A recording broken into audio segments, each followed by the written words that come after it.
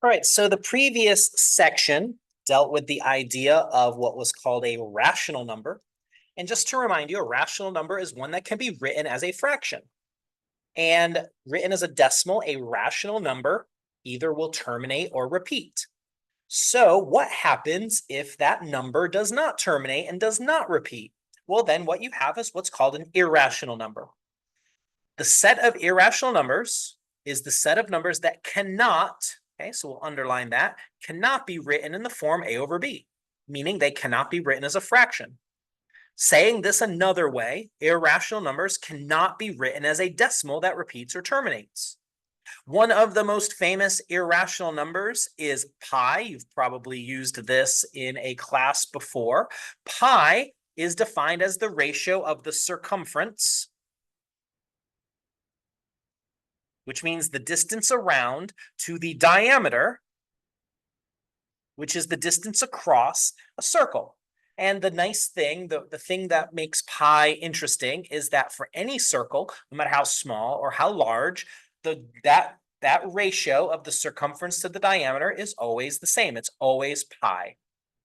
Another common irrational number that we encounter results from square roots.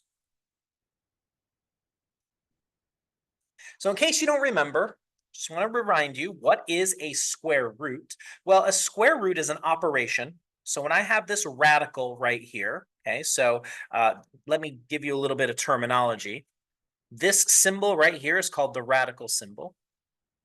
The number underneath the radical right there, that would be called the radicand. And if there's ever a number inside your root, okay, that would be called the index.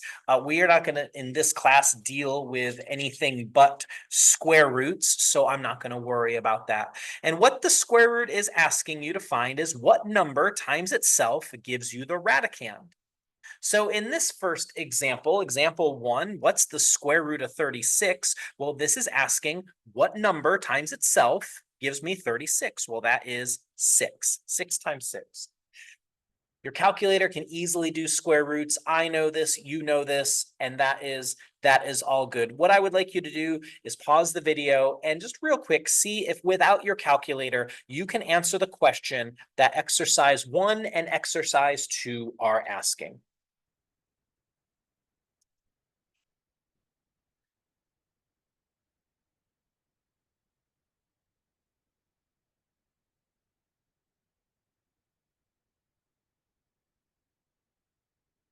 Okay, so what's the square root of 81? What number did you say multiplied by itself gives you 81?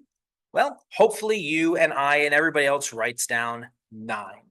Okay, the next one, square root of 25. What number times itself will give you 25? Well, that is going to be the number 5. 5 times 5 gives you 25. Please notice when we take the square root symbol goes away. It's an operator. Once you have taken the square root, you have performed the operation and it is no longer a part of the problem. Now, I mentioned that square roots often give us irrational numbers. None of these are irrational numbers. All of these are fractions. 6 is 6 over 1 and 9 over 1 and 5 over 1. So why did I bring this up? Well, an irrational number is the result of taking the square root of a number that is not a perfect square. 36 and 81 and 25 are perfect squares, just like 16 and 9 and 4. Those are numbers that are the same number times itself. So examples of the perfect squares, this is a lovely list. Goes like this. The perfect squares are 1, 2 times 2 is 4, 3 times 3 is 9, 4 times 4 is 16, 5 times 5 is 25, 6 times 6, 36, 7 times 7 is 49, 8 times 8 is 64, 9 times 9 is 81, 10 times 10 is 100, 11 times 11 is 121, and now that you and I and everybody else is bored with this, 12 times 12 is 144, and I'm going to stop there. You can add others if you would like to. These are the perfect squares. So what we're going to do is, since the square root of 24 is an irrational number. Let me show you in your calculator. If I do the square root of 24, so here is square root of 24. Now, your calculator gives you an approximation. I know it looks like that number stops, but that decimal, if I had a calculator screen that was big enough, will never stop. It'll never repeat because it's an irrational number. Now, there's another way to write our irrational numbers so that I don't have to deal with all the decimals. And what we're going to do is we are going to simplify square root of 24. And what we're going to do, this should say the product, that's a typo, sorry, the product rule for radicals. And so what you're going to do to simplify a square root is you're going to say, okay, the number 24 under the radical. Does the number 24 have a factor on my perfect square list right there? So take a look at the perfect square list. Use your calculator if you need to. What number on this list is a factor of 24? And hopefully you said, oh, 4. It's 4 times 6. Indeed. And so now 6, we can see that's not a perfect square. That's an irrational number. You can pop that into your calculator, get an approximation. But what we're going to do is we're going to use what's called the product rule of radicals. The product rule of radicals says if I have a multiplication symbol under my radical, what I can do is I can split this apart and say, oh, it's the square root of 4 times the square root of 6. We just gave them each their own house. And the reason I wanted to do that is because the square root of 4 I can do. What number times itself gives me 4? Well, that's 2, no longer under its radical. The radical's gone. We perform the operation. The square root of 6, I can't simplify any further, so it's going to stay square root of 6. That is a simplified version of our irrational number that never repeats and never terminates if I was to write it as a decimal. What I'd like you to do, exercise 3, is simplify the square root of 45. Go ahead and push pause and do that, and then we'll meet back here when you're done.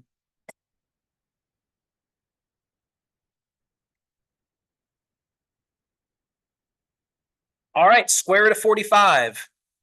What is the number on this perfect square list that is a factor of 45? And hopefully you identified 9 right there. 9 is 3 times 3. So yeah, 9 times 5 is 45. The product rule of radicals says when I go to simplify this, I can give each of these their own radical. And then the square root of 9 is 3. It's 3 times 3. So 3 with no more radical. We performed the operation, and then square root of 5. Do that same thing for exercise 4. Simplify the square root of 300, please.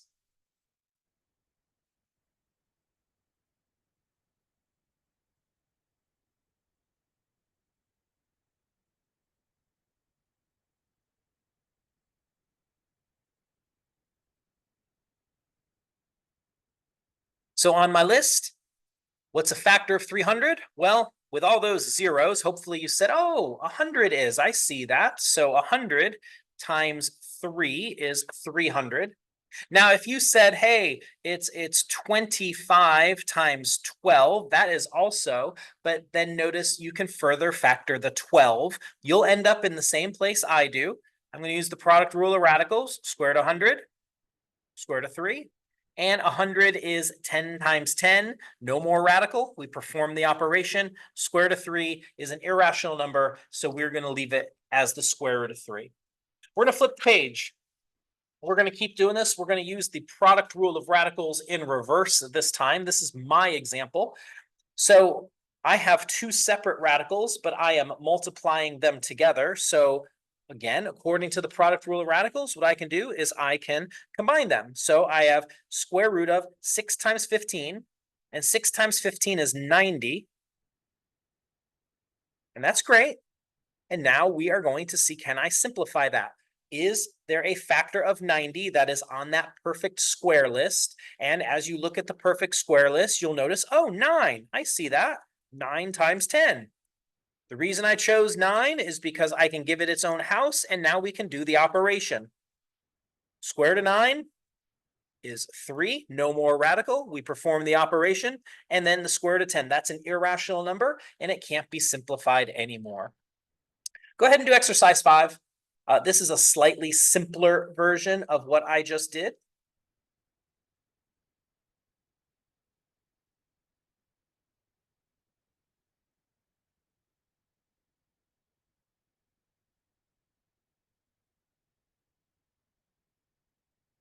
Okay, so here we go.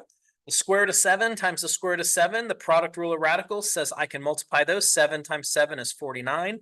Oh, and this one made a perfect square. So square root of 49 is just 7. No more radical because we perform the operation. Go ahead and do exercise 6. It is a little bit more of a challenge, and it's like the problem that I did right above.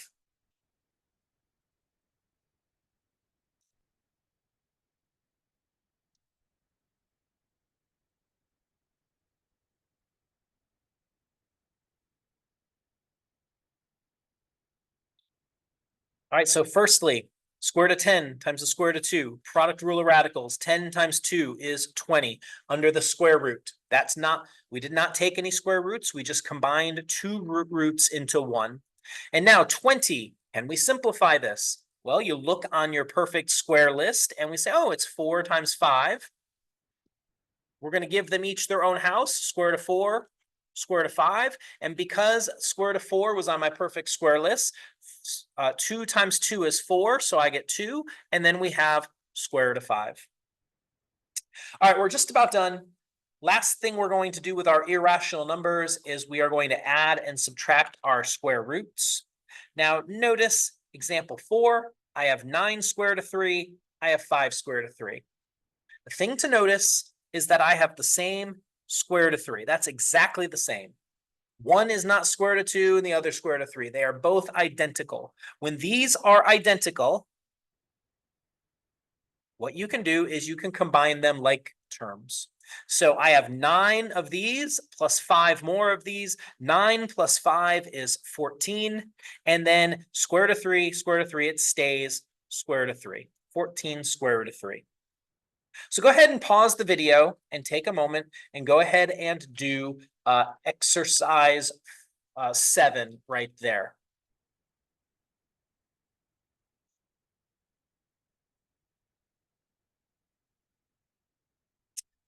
So again, these are both the square root of 7. They're both identical, so I can combine them. 14 minus 20, your calculator will tell you that's -6. And since we were dealing with the square root of 7, that is my answer, square root of 7. All right, last thing for this section is, oh, okay, well, that seems reasonable when the square roots are the same, but what happens when they're different? I've got square root of 50 here, I've got square root of 18. Those are not the same. I cannot just say 4 minus 2 is 2 and 50 minus 18 is 32. That is completely wrong and arbitrary. What we have to do is we have to simplify these roots. If they don't simplify, then there's nothing else we can do. So this first one, I've got the square root of 50. So by simplify, I mean, pardon me, go look on your perfect square list. Is one of those numbers a factor of 50? And the answer is yes. 25 times 2. Same thing for 18. And the answer is yes, it is 9 times 2. I'm going to use the product rule of radicals now. Square root of 25 times 2 is the square root of 25 times the square root of 2. Square root of 9 times 2 is the square root of 9 times the square root of 2. And we're just about done. What's the square root of 25? Well, hopefully you're saying to yourself it's 5. So now we have a 5 with no more radical, and we're going to take that 5 and multiply by this 4. So square root of 25 is 5 times 4 is 20 square root of 2 minus the square root of 9 is 3 times this 2 that's outside the radical. So what I can do now is I can multiply those. Square root of 9 is 3 times 2 is 6 square root of 2.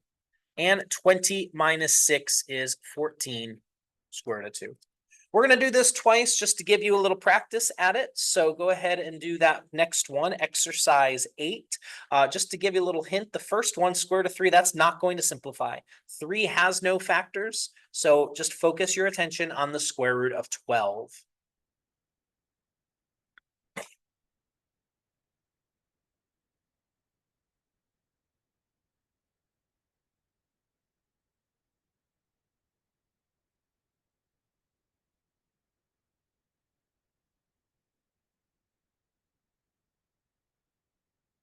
Okay, so as I mentioned, square root of 3, that is not going to simplify. I'm just going to rewrite it. The square root of 12 from my perfect square list, I'm going to use the factor 4 times 3. Remember, I'm using 4 times 3 and not 6 times 2 because neither 6 nor 2 is a perfect square. So now, product rule of radicals says that's square root of 4 times square root of 3. The square root of 4, that is 2 times 2.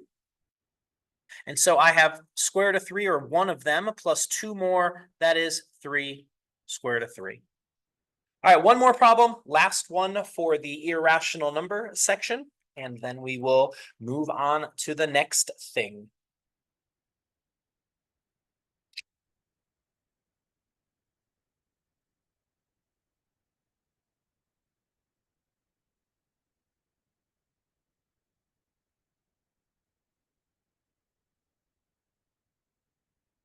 All right, so I've got 5. Square root of 12, I'm going to break up into 4 times 3 because that is a perfect square. Plus 27, I'm going to use 9 times 3 because 9 is a perfect square. Product rule of radicals says I can make that the square root of 4 times the square root of 3. And then the square root of 9 is the square root of 9 times the square root of 3. Square root of 4 is 2. Times that 5 is 10. Square root of 9 is 3. Times that 2 is 6. And those are the same. They both have a square root of 3. So 10 plus 6 is 16 square root of 3. And that is how you deal with irrational numbers, since it would be really super hard to add things that have decimals that don't repeat and don't terminate. Hope you enjoyed it, and good luck on your homework.